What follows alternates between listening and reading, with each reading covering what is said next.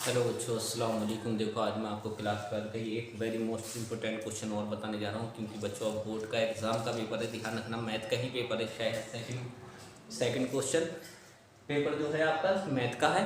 अब ध्यान रखना इस क्वेश्चन को, ये क्वेश्चन ज़रूर आने के चांस है। एक मैंने पिछली वीडियो में इसी में का एक क्वेश्चन आपको डाला था, वो क्वेश्चन आ सकता है या उसकी जगह ये क्वेश्चन आ सकता है। इन दोनों में एक डाउट है। मैंने पिछली वीडियो में देखना, उसमें इसी सेम क्वेश्चन जैसा क्या दिया है उसमें क्या बताया है और इसमें क्या बताया है। ठीक है, ये ध्यान रखना। तो ये क्वेश्चन है, उस समतल का समीकरण ज्ञात कीजिए जो समतलों 3x - y + 2z - 4 = 0, x + y + z - 2 = 0 के प्रतिच्छेदन। ये चीज याद रखना है आपको।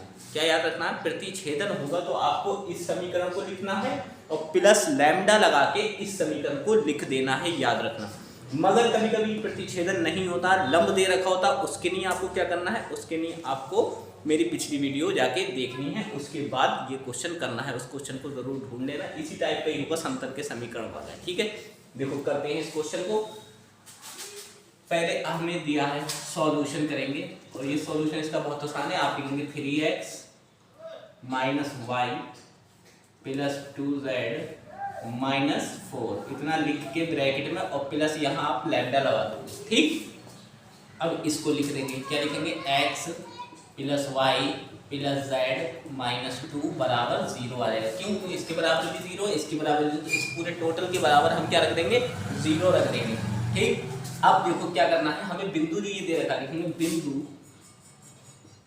बिंदु, ये समीकरण नंबर 1 भी हो गया। बिंदु 2 2 1 से 2 2 1 से होकर बिंदु 2 2 1 समतल के समीकरण को संतुष्ट करेगा। समतल के समीकरण से होकर जाता है, समतल के समीकरण से होकर जाता है। ठीक है, ये लिख देना है। अब देखो, जहां जहां x है वहां आपको 2 लगाना है, जहां y है वहां भी 2 लगाना है, जहां z है वहां 1। मतलब ये x का मान, ये y का मान, ये z का मान। ठीक, अब देखो ये 3 है, 3 तो ऐसे लिखेंगे, इनटू में कौन आ जाएगा बच्चों? 2, फिर माइनस y है, y की जगह क्या आ जाएगा? 2, फिर प्लस कौन है? 2 है, इनटू z के प्लेस पे 1 - 4। ठीक, प्लस लैम्डा। अब इधर आ जाओ तो x की जगह भी 2 आ जाएगा, y की जगह भी 2 आ जाएगा। क्यों?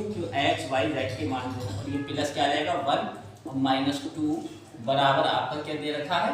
0। ठीक है, यहाँ तक समझ गए। अब इसे सॉल्व कर लो। देखो, इस +2 से ही -2 कट गया।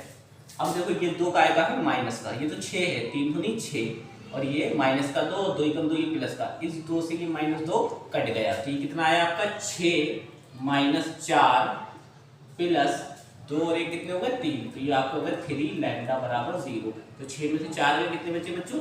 2 प्लस 3 लैम्डा बराबर 0। अब ये 2 उधर जाएगा, काय का हो जाएगा? माइनस का हो जाएगा। अब लैम्डा रोक लो तो 3 कहा जाएगा? -2 के अपॉन में। ठीक है, लैम्डा बराबर -2/3। यहाँ तक बात आपको क्लियर समझ में आ चुकी होगी। अब क्या करेंगे? इस लैम्डा का मान उठा के समीकरण 1 में रखना है और कुछ नहीं करना है। तो यहाँ लिख देंगे लैम्डा का मान, लैम्डा का मान समीकरण 1 में रखने पर, 1 में रखने पर, तो पहले समीकरण ऐसे लिख लो, 3x - y + 2z - 4 प्लस, अब ये प्लस है और ये लैम्डा भी है, तो लैम्डा का मान माइनस का, तो प्लस माइनस टकरा के हो जाएगा बच्चों? -2/3, और ये हो जाएगा x + y + z - 2 = 0। ठीक, अब देखो ये 3 जो है इस पूरे ब्रैकेट से गुणा करेगा और ये -2 जो है इस पूरे से गुणा करेगा। ठीक, 3 3 9x - 3y + 3 दूनी 6z - 3 चौक 12। बस, अब रुक जाओ यहाँ तक। अब यहाँ से स्टार्टिंग हो जाएगी इस -2 की अंदर, तो -2 की करेंगे गुणा, तो -2x माइनस प्लस -2y, फिर माइनस प्लस -2z, और माइनस माइनस हो गए प्लस, तो 2 दूनी 4 बराबर 0। तो देखो 9x में से ये 2x जाएंगे, कितने बचेंगे? 7x। ये माइनस का 3y है और ये माइनस का 2y है, तो कितने हो गए? माइनस माइनस प्लस हो जाएंगे, निशान भी माइनस का 5y।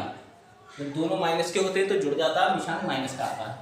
6z में से 2z जाएंगे तो प्लस के 4z, -12 में से +4 गए तो -8 बराबर 0। यही आपका आंसर हो गया। मगर ये प्रतिच्छेदन जरूर याद रखना, अगर प्रतिच्छेदन लिखा होगा तब इसका प्रोसेस सेम ऐसी है।